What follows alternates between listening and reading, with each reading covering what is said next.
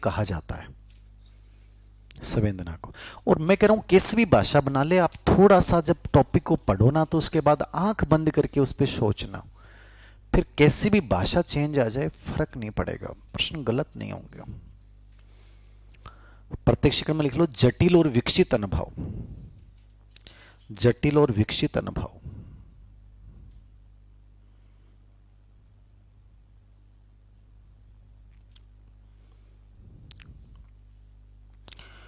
उसमें लिखना संवेदना में इसमें ज्ञान अस्पष्ट व अनिश्चित होता है, क्लियर नहीं होता है। इसमें जो ज्ञान होता है वो क्या होता है, अस्पष्ट होता है, और इसमें क्या होता है, स्पष्ट होता है, निश्चित होता है।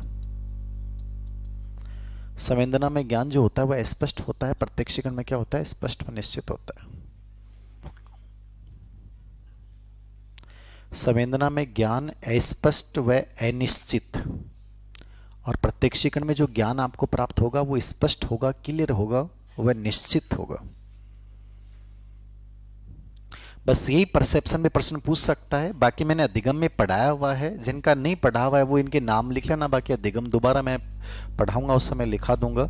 ये इसके नियम होते हैं कौन कौन से, समता, जहां समानता दिखती है वहां प्रत्यक्षीकरण जल्दी होता है, निकटता जहां दिखती है वहां प्रत्यक्षीकरण जल्दी होता है, समता, निकटता, निरंतरता, कोई चीज बार बार आपके सामने आएगी वहां आपका ध्यान उस पर जाएगा, ठीक है। लघुता, लघुता का मतलब होता है लघु चीज जो होती है, छोटी चीज होती है, वो बड़ी चीज की अपेक्षा जल्दी आपके ध्यान में आती है, छोटी चीज जो होती है उसकी तरफ ज्यादा ध्यान जाएगा, ठीक है। समागम या क्लोजर, ठीक है। इसका मतलब होता है कि अपन कोई भी भाग होता है, कोई भी आकृति होती है, उसकी जो अधूरा भाग होता है उसको अपन पूरा करके परसेप्शन करते हैं। इसका आधा भाग छूटा हुआ, लेकिन अब आपको पूरे गोल घेरे के रूप में इसको परसेप्शन करोगे, इसको समागम या क्लोजर का सिद्धांत बोलते हैं। और कौन सा था, सम्मिति। समिति का दो मतलब होते हैं। समिति का एक तो मतलब मैंने अभी बताया था, सिमेट्री क्या होती है। सिमेट्री का मतलब होता है कि काला जो रंग होता है ना वो श्वेत रंग के अपेक्षा ज्यादा परसेप्शन होता है उसका, ठीक है ना। काला रंग, डार्क कलर जो भी होगा उसको आप व्हाइट के अपेक्षा ज्यादा ध्यान आपका जाएगा, ठीक है। व्हाइट इतना ध्यान आकर्षित नहीं करेगा जितना कौन करेगा, ब्लैक कलर करेगा, तो इसको सम्मिति बोलते हैं। तो ये इसके कुछ नियम होते हैं, अधिगम में मैंने पढ़ाए थे आपको, अधिगम जिन्होंने पढ़ लिया है तो हल्का सा माइंड में रखना। तीसरी मानसिक क्रिया लिखना, ये तीन मुख्य हैं मानसिक क्रियाओं में। संवेदना प्रत्यक्षीकरण के बाद तीसरा बिंदु आता है संप्रत्यय, कॉन्सेप्ट।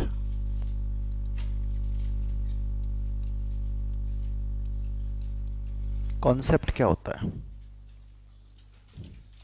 संप्रत्यय क्या होता है,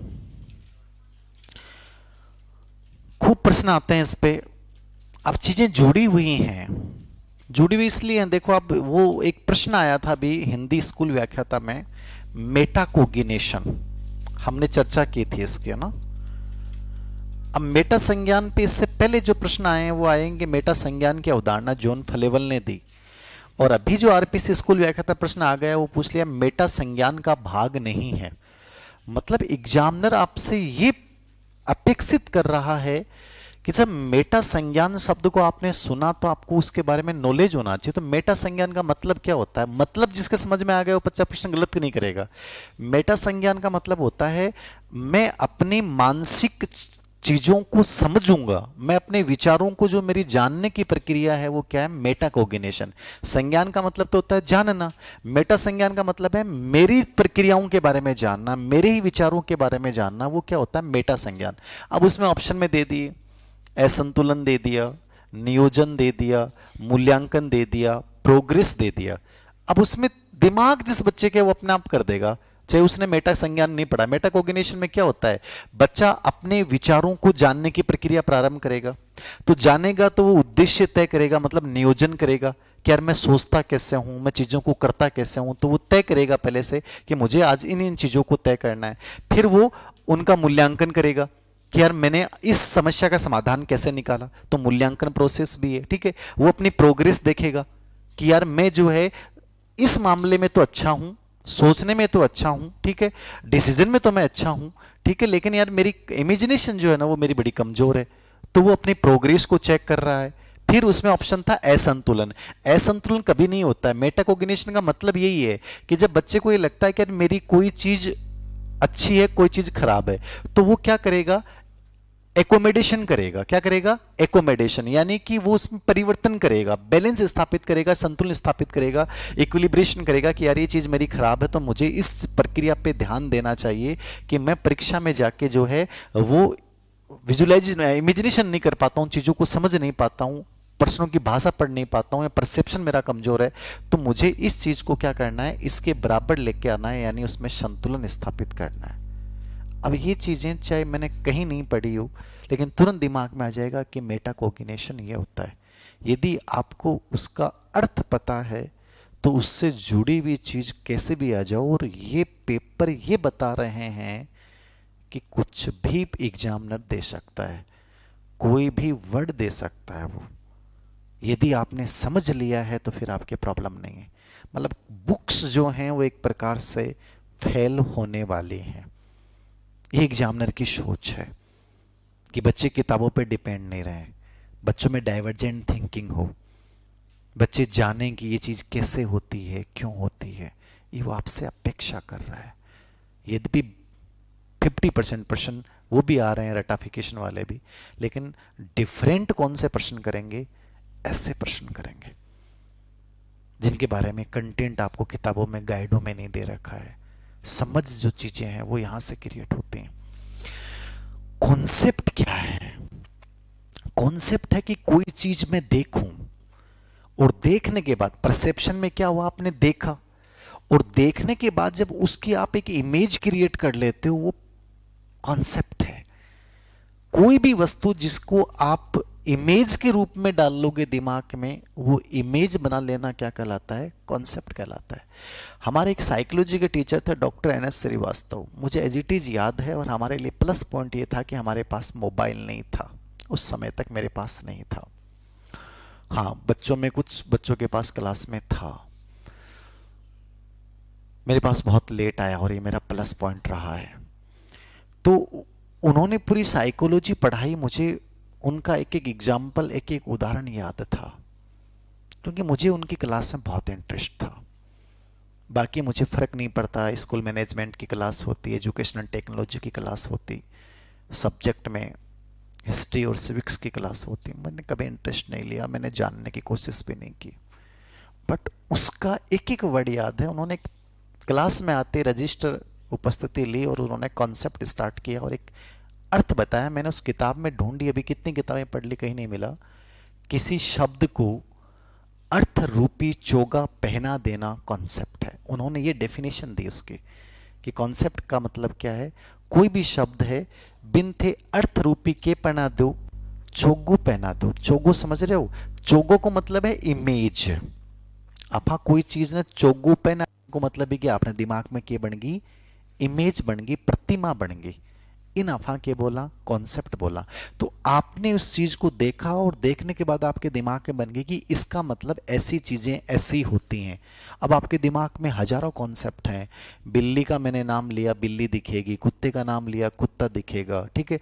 चीजें ऑटोमेटिकली आपको दिखनी शुरू हो जाएंगी, जबकि बिल्ली यहां पे नहीं है, कुत्ता नहीं है, लेकिन उसकी इमेज आपके दिमाग में बनी हुई है। और वो कब बनी, जब पहली बार सेंसेशन हुआ, फिर परसेप्शन हुआ, फिर आपने परसेप्शन में उसको 2-3 बार देखा तो उसके दिमाग में क्या बनी, इमेज।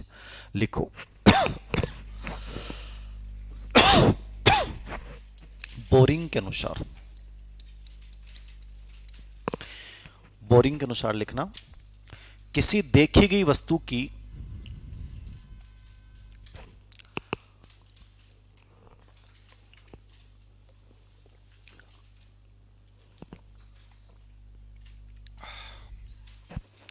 किसी देखी गई वस्तु की मानसिक प्रतिमा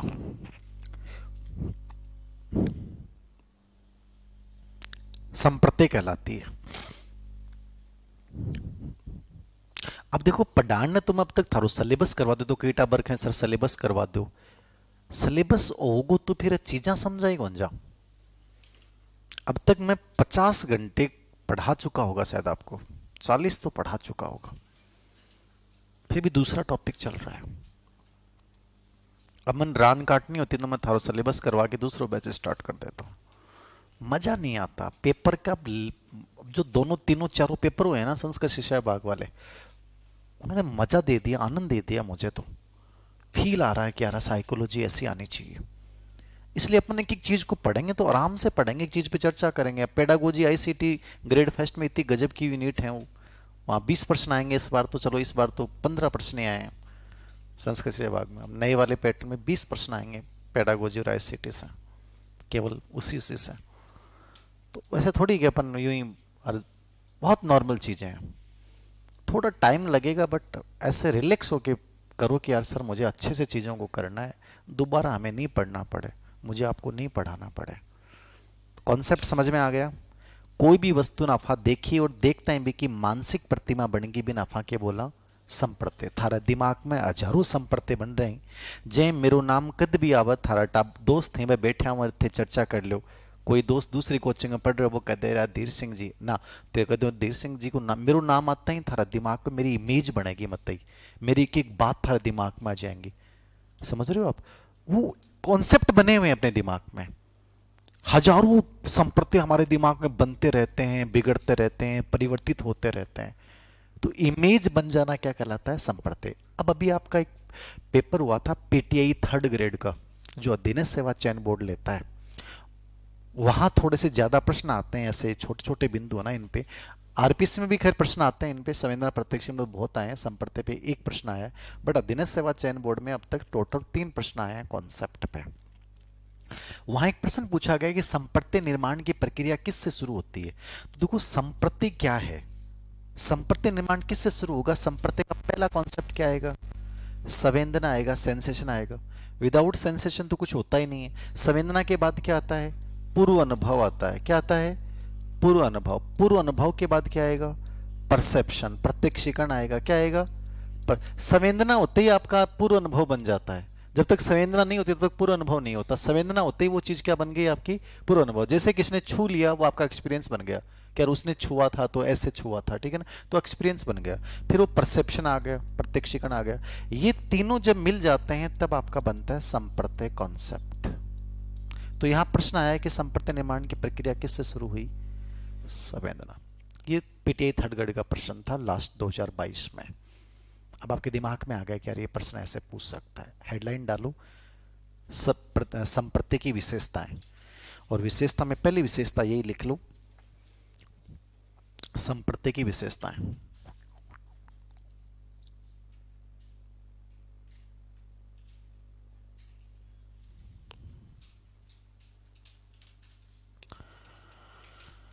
विशेषता में लिखो आप, यह संवेदना प्लस पूर्व अनुभव प्लस प्रत्यक्षीकरण। यह संवेदना प्लस पूर्व अनुभव प्लस प्रत्यक्षीकरण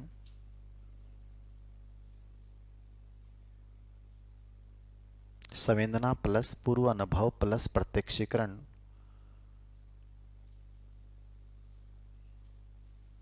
का परिणाम होता है। मतलब प्रश्न की भाषा कैसे पूछ लो समझ में आना चाहिए। संप्रत्य निर्माण में कौन सा कारक योगदान देता है? संप्रत्य निर्माण की प्रक्रिया किससे शुरुआत होती है? ठीक है, संप्रत्य निर्माण से संबंधित नहीं है। कैसे भी भाषा आ जाए, कॉन्फिडेंस ये होना चाहिए कि सर मुझे ये बात समझ में आ गई। आत्मविश्वास पैदा करो अपने अंदर, काबिलियत, नजरिया, हिम्मत, खड़े होने की ताकत पैदा करो। चाहे लोग कितना भी काटने का प्रयास करें फिर भी डगमगाओ मत। नंबर 2, संप्रत्य का संबंध हमारे विचार व अनुभवों से होता है। आपके जैसे विचार होंगे, जैसे एक्सपीरियंस होंगे, वैसे ही कॉन्सेप्ट बन जाएंगे। संप्रत्य का संबंध हमारे विचार व अनुभवों से होता है। संप्रत्य का संबंध हमारे विचार व किससे होता है? अनुभवों से। संप्रत्य का संबंध हमारे विचार व अनुभवों से होता है।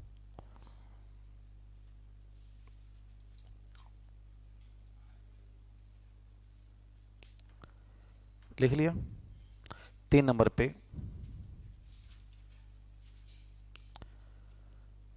संप्रते प्रारंभ में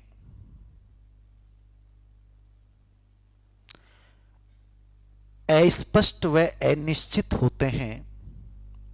अनक्लियर हो शुरुआत में, क्लियर को नहीं हो, एकदम सा धुंधला सा हो। अस्पष्ट व अनिश्चित होते हैं, धीरे धीरे स्पष्ट व निश्चित होते जाते हैं। धीरे धीरे स्पष्ट व निश्चित होते जाते हैं।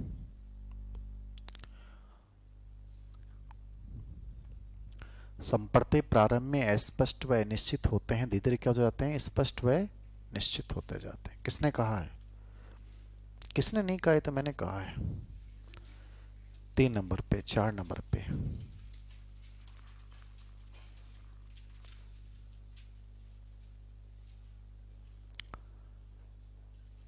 संप्रति लिख लिया, विचार व अनुभव का आधार होता है, लिख लिया ना, ठीक है। ज्ञान प्राप्ति की तीसरी, संप्रति ज्ञान प्राप्ति की तीसरी सीढ़ी है।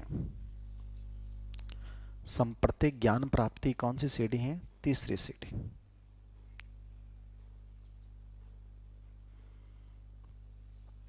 ज्ञान प्राप्ति की तीसरी सीढ़ी। एक विशेषता और लिख लो, संप्रति किसी वस्तु के गुण तथा विशेषताओं को व्यक्त करते हैं। संप्रति किसी वस्तु के गुण तथा विशेषताओं को व्यक्त करते हैं। संप्रति किसी वस्तु के गुण तथा विशेषताओं को व्यक्त करते हैं। बताएं, यहां तक कोई दिक्कत है किसी बच्चे को? गुण विशेषता मतलब समझ गया ना? जय मैं थाने कोई भी चीज नाम ली तो भी चीज की कंप्लीट चीजें थारा दिमाग में एकदम से गूंजे लग जाए, ठीक है ना? कोई भी चीज का नाम लिया कि मैंने कहा ऊंचाई, तो ऊंचाई बोलूंगा तो आपको ऊंची हर चीज दिखने लग जाएगी, ऊंचाई से रिलेवेंट हर चीजें दिखेगी। तो उस वस्तु का कोई भी एक गुण, एक ट्रेट की अपन बात करेंगे तो उससे रिलेवेंट जितनी भी चीजें हैं वो सब आपके दिमाग में आना प्रारंभ हो जाती हैं। ये विशेषताएं हो गई। अब प्रश्न बनेगा संप्रति निर्माण के चरण। ज्यादातर प्रश्न इस पे भी खूब पूछे गए। संप्रति निर्माण कॉन्सेप्ट बनता कैसे है, संप्रति निर्माण के चरण क्या होते हैं? तो ये 5 नाम याद रखना इंपॉर्टेंट। संप्रति निर्माण किससे स्टार्ट होता है? तो वैसे तो संवेदना करके आना, ठीक है ना? और ये जो स्टेप्स होते हैं ये अलग हैं। पहला होता है इसमें अवलोकन, ऑब्जर्वेशन या निरीक्षण। अपन कोई चीज को देखते हैं, अवलोकन निरीक्षण। वैसे संवेदना है निर्माण की पहली कड़ी, ठीक है ना? और यहां पे जो है ना वो वैसे सोपान है इसके, क्योंकि संवेदना बिना तो ऑब्जर्वेशन हो ही नहीं सकता, याद रखना। तो अवलोकन निरीक्षण में क्या करते हो, कोई चीज देखोगे आप कि आपके सामने कोई भी चीज लाई गई, जैसे मान लीजिए आपको एक काला कुत्ता दिखाई दिया गया, फिर थोड़ी देर बाद में आपके सामने एक ग्रीन कलर का कुत्ता आया, फिर एक पीले रंग का कुत्ता आया, तो 3 कुत्ते आपको ऑब्जर्व कराए गए, आपने तीनों कुत्तों को देख लिया। जैसे आप ऑब्जर्व करोगे उसके बाद आप क्या करोगे, तुलना करोगे। क्या करोगे? तुलना करोगे। तीनों कुत्तों की तुलना करोगे कि यार ये लाल वाला तो अलग था, ग्रीन वाला ऐसा था, ब्लैक वाला ऐसा था, तीनों का कंपैरिजन करोगे। फिर तीसरा स्टेप क्या करोगे आप? पृथकीकरण। पृथकीकरण समझ रहे हो? अलग अलग करोगे उनको कि यार उनकी विशेषताएं जो हैं, काले कुत्ता डिफरेंट है, पीले वाले में ये समानता है, इसमें ये है, तो उनको अलग अलग कर दोगे आप। चौथा क्या है? सामान्यीकरण। कोई भी चीज का जब जनरलाइजेशन हो जाता है तब कॉन्सेप्ट बन जाता है, याद रखना। और 5वां है परिभाषा निर्माण। तो ये 5वां स्टेप याद रखियो, परिभाषा निर्माण। ये समझ में आया कि थोड़ा सा? देवियों बोलो, सर्दी शुरू होगी के लगा लगेगी थानू? बताओ, सर्दी लगना का मतलब क्या है मेरा आगे? कौन बताऊं? लिखो, समझो ये बात ने। लगे तो पेन लीजिए, शर्मायो मत। ऑब्जर्वेशन। ई गली में गयो टाबर, एक कालो रंग को कुत्तो, ये बीच वाली गली के मायने लाल रंग को, उरली गली के मायने काला रंग को कुत्तो, और ओरली गली के मायने पीलो रंग को कुत्तो। चार रंग का चार कुत्ता दिखा टाबर ने चार गलियां, चारों गलियां को मैं ऑब्जर्वेशन करियो टाबर कुत्ता को। फिर वो 2 नंबर पर तुलना करे सी कि यार कालियो तो जोरदार होमड़ो भाई, पीलियो तो हड़को सो कुत्तो, पतलो सो कुत्तो, और जो सफेद आड़ो भी की तो पूंछ ही नीचे ही कोनी, दम वाली बात कोनी। पूंछ नीचे को मतलब समझोगे, पूंछ से आदमी को बेरो पड़ जाए कि भी जिंदगी में कितनी संभावनाएं। ते कोई भी कुत्ता को दी थाना लगा ना भी की पूंछ नीची है तो भी के डरियो मता चे एक पेट के ऊपर लात मार के बाक्स को पूरा चांस देगो थाने, वो पूरा अवसर देगो कि वो थारो पीछो कौन करेगो। आ साइकोलॉजिकल चीज है, लिख लीजिए आ बात, आ ज्ञान की बात को बताओगे कि जगह की पूंछ नीची बठे खतरा कम है, जगह की पूंछ ऊपर है बठे ध्यान रखना है, प्रॉपर डिस्टेंस बना के चलनी है। कभी रिस्क मत ले लेना, ऐसे कुत्ते के चक्कर में पड़ गए ना तो रीटर फर्स्ट ग्रेड सेकंड ग्रेड तीनों एक साथ गए, ठीक है ना, एक साथ ही, मतलब तीनों का सिलेबस कंप्लीट एक साथ ही आपको लेना पड़ेगा, ठीक है ना, क्रैश कोर्स वगैरह सब हो जाएगा। इससे मतलब कुत्ते की स्वाभाविकता पर चल जाए, कुत्ते में क्या मतलब एनर्जी लेवल क्या है। तो आपने चारों कुत्तों को देख लिया, फिर आपने तुलना की, फिर आप पृथक कर दोगे कि पीले वाले में ये चीजें, ये चीजें, ये चीजें। लास्ट में आप सामान्यकरण, जनरलाइजेशन मतलब निष्कर्ष निकालते हो। आप कहोगे कि यार निष्कर्ष ये निकलता है कि चाहे वो पीला हो, चाहे लाल हो, चाहे ग्रीन हो, काम की बात ये है कि सभी के सभी क्या हैं, कुत्ते हैं। मतलब उनमें ये नहीं कह सकते कुत्ता नहीं है भाई, कोई की पूंछ नीची, कोई की ऊंची, ठीक है, कोई को कलर है को, कोई की ऊर्जा को लेवल है को, कोई भौंक रहे हो और कोई नहीं भौंक रहे हो, लेकिन निष्कर्ष वही है कि सभी क्या हैं, कुत्ते हैं। ये होगा सामान्यीकरण। और जब सामान्यीकरण होता है तब इमेज दिमाग में बनती है कि यार देखो अब मैंने इतने टाइप के कुत्ते देखे, लेकिन सच में वास्तव में होते क्या है, ये सब कुत्ते ही होते हैं, ठीक है। अब परिभाषा डिफाइन करोगा, जिसके 4 पैर, एक पूंछ मुड़ी हुई या थोड़ी बहुत टेढ़ी वेढ़ी, ठीक है, 2 कान, और ये लक्षण जिस जानवर में पाए जाएंगे वो जानवर कहलाएगा कुत्ता। क्या कहलाएगा वो, कुत्ता कहलाएगा। अब तुम्हारे दिमाग में कॉन्सेप्ट बन चुका है। अब उस जैसा कोई भी जानवर आपको दिखेगा तो तुम ये नहीं बोलोगे लाल कुत्ता, पीला कुत्ता, आप बोलोगे देखो वो जा रहा कुत्ता। जब तुम्हें पहली बार बोला तो तुम्हें लाल, पीला, नीला ये शब्द आ रहे थे, अब डायरेक्ट वर्ड एक ही आएगा, देखो वो जा रहा कुत्ता। ये आपके दिमाग में कॉन्सेप्ट बन चुका है। क्या बन चुका है, कॉन्सेप्ट। ऐसे हजारों कॉन्सेप्ट तुम्हारे दिल और दिमाग में बनते रहते हैं। कोई डाउट किसी बच्चे को आगा समझ में, बताओ देवियों। पृथकीकरण का मतलब है कि वो सब कुत्तों की जो विशेषताएं हैं उनको अलग बना देगा कि यार इस कुत्ते में ये डिफरेंट था, इस कुत्ते में ये डिफरेंट था। तुलना का ही पार्ट होता है पृथकीकरण। कंपैरिजन में भी ये करेगा, पृथकीकरण में केवल जो डिफरेंट चीजें थी ना उनको अलग कर देगा वो, क्या मेजर डिफरेंस इनमें ये पाया जाता है। फिर वो निष्कर्ष निकालता है कि यार डिफरेंस थोड़ा बहुत पाया गया है, बाकी ज्यादा कुछ नहीं है। निष्कर्ष रूप में सभी विशेषताएं किसकी हैं, कुत्तों की हैं। तो ये तीसरी मानसिक क्रिया आपकी यहां कंप्लीट होती है। चौथी मानसिक क्रिया की अपन बात करें